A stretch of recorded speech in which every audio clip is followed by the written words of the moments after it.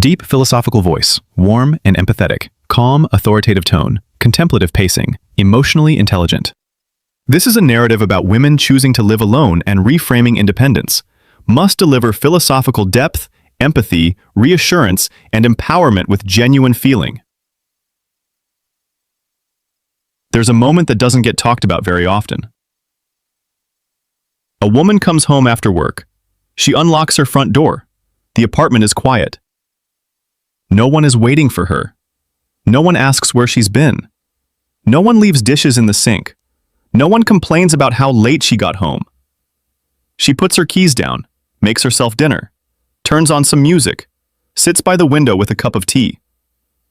And somewhere out there, people are looking at her life and thinking the same thing. That must be lonely. But what if they're wrong? What if the story we've been told about women who choose to live alone without a man is missing the most important part? Because for many women, living alone isn't a sign of failure. It's not bitterness. It's not giving up on love. And it's definitely not proof that something is wrong with them. In fact, for some women, choosing to live alone is the first time in their lives they've ever felt completely at peace. If you've ever wondered why more women are making this choice, what they're actually experiencing behind closed doors, and why so many people misunderstand it, you're about to see the whole picture in a very different way. Let's get into it. Most people believe that a woman who chooses to live alone must secretly be waiting for the right man to arrive and finally make her life complete. But the real truth is much deeper than that. For generations, women were taught to see relationships not just as a source of connection, but as a requirement for stability, identity, and belonging. The message was everywhere. Find someone. Settle down. Build your life around the relationship. But here's what nobody explains. When a person learns how to create safety, fulfillment, and emotional stability within themselves, relationships stop feeling like necessities and start becoming choices. And that changes everything. Because when love becomes a choice, instead of a survival strategy, people begin evaluating relationships differently. They're no longer asking, "Can I make this work?" They're asking, "Does this genuinely add something beautiful to my life?" That's the shift many people are witnessing today. And once you understand that shift, the decision to live alone starts making a lot more sense. The first truth is simple. Freedom feels different when you've earned it.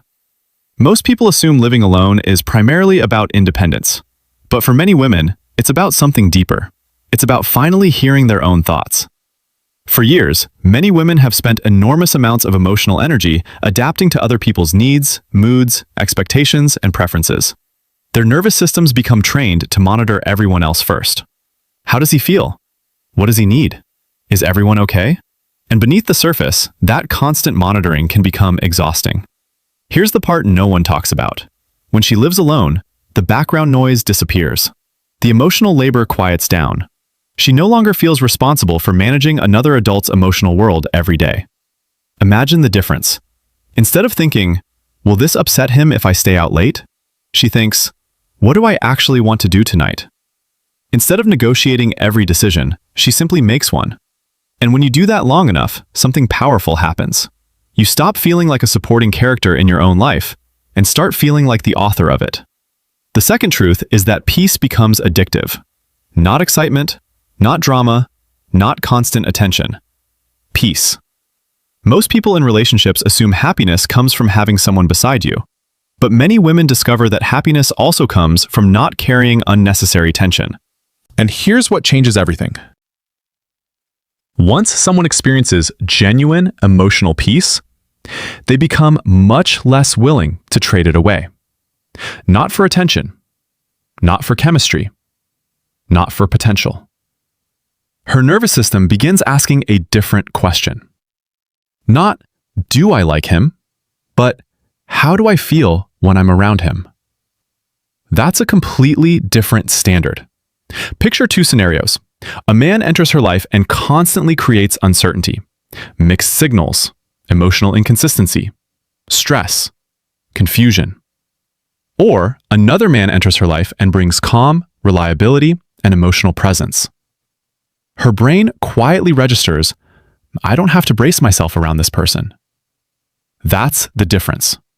And that's why many women who live alone aren't rejecting relationships. They're rejecting relationships that cost them their peace. The third truth is where it gets really interesting. Loneliness and solitude are not the same thing.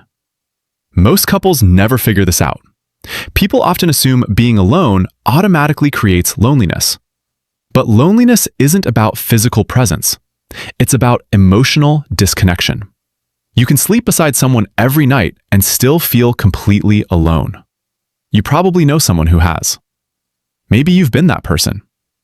Sitting next to someone, sharing a home, sharing responsibilities, yet feeling unseen, unheard, unknown. And here's the paradox.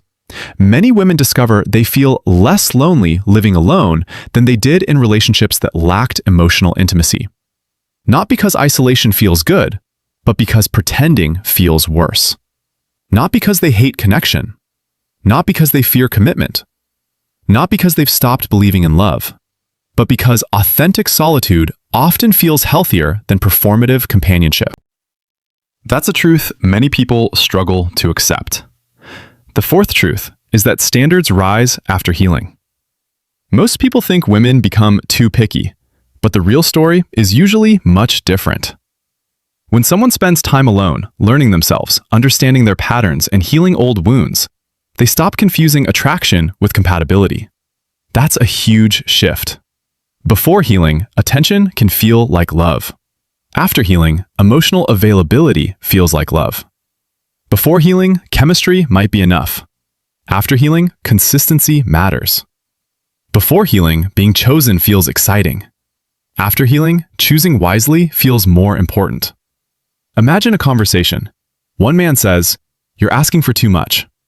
Another says, "Help me understand what matters to you." The words aren't that different. The emotional experience is completely different. Something inside her hears, "I matter here." And when that happens, the walls between people start coming down naturally. The fifth truth may be the most misunderstood of all. Choosing to live alone doesn't mean giving up on love. It often means refusing to settle for less than real love. Most people see singleness as the absence of a relationship, but many women see it as the presence of self-respect. That's an important distinction, because when someone genuinely enjoys their own company, relationships must compete with that experience. Read that again. A relationship isn't competing against loneliness. It's competing against peace. It's competing against freedom. It's competing against a life she already enjoys. And here's what nobody explains. That's actually healthy. Because relationships thrive when two whole people choose each other, not when two people desperately need each other to fill emotional gaps. This isn't a communication hack. This isn't a dating strategy. This is what emotional maturity looks like. A person who can stand alone without fear becomes capable of choosing connection from a place of abundance instead of scarcity. And that kind of love feels very different. As we've gone through this, you may have noticed something important. This conversation was never really about living alone. It was about choice. It was about what happens when someone stops building their life around expectations and starts building it around truth. For some women, that truth leads to marriage.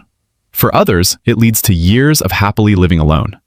And for many, it leads to both at different stages of life. The point isn't the relationship status. The point is whether the life they're living feels real, whether it feels aligned, whether it feels like their own. When you understand this, you stop seeing women who live alone as people waiting for life to begin. You start seeing them as people who have already begun living it. And that's a very different story. Because the strongest relationships are never built by people afraid of being alone. They're built by people who know they can be alone and still choose each other anyway. Real love doesn't begin when someone completes your life. It begins when your life is already whole, and you decide to share it.